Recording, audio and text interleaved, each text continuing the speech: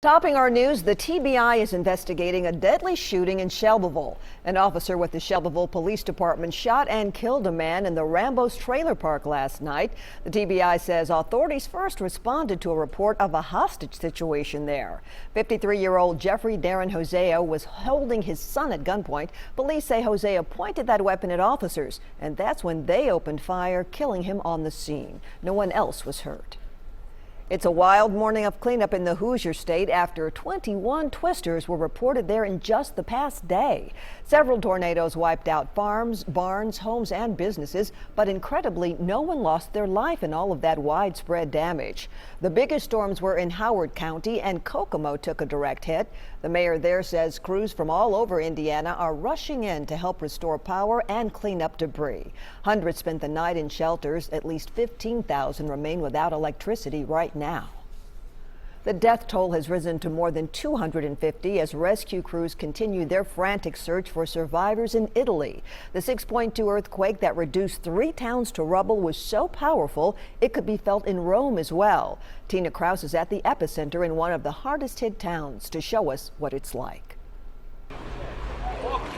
Powerful aftershocks are jolting Amatrice, collapsing more buildings and sending clouds of dust into the air a day after a massive 6.2 earthquake flattened most of this historic village.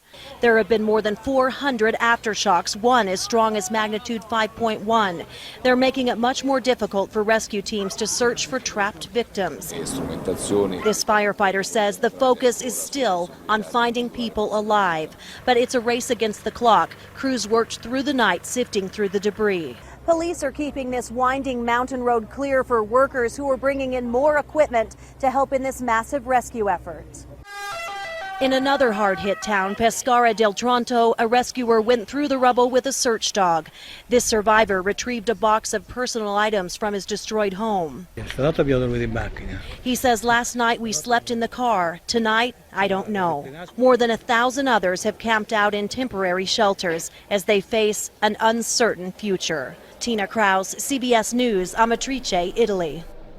Meanwhile, back here, things are about to get worse for thousands of people trying to dry out in Louisiana. More rain is on the way there as piles of waterlogged rubble line the streets. Flood victims are still months away from getting back into their own homes. Thousands are registering for FEMA assistance, and that number is growing every day. Volunteers from all over South Louisiana are helping the authorities try and return some sense of normalcy. The Cajun Army, as it's been dubbed, is at its best in disasters, and unfortunately, they have plenty of experience down there with that.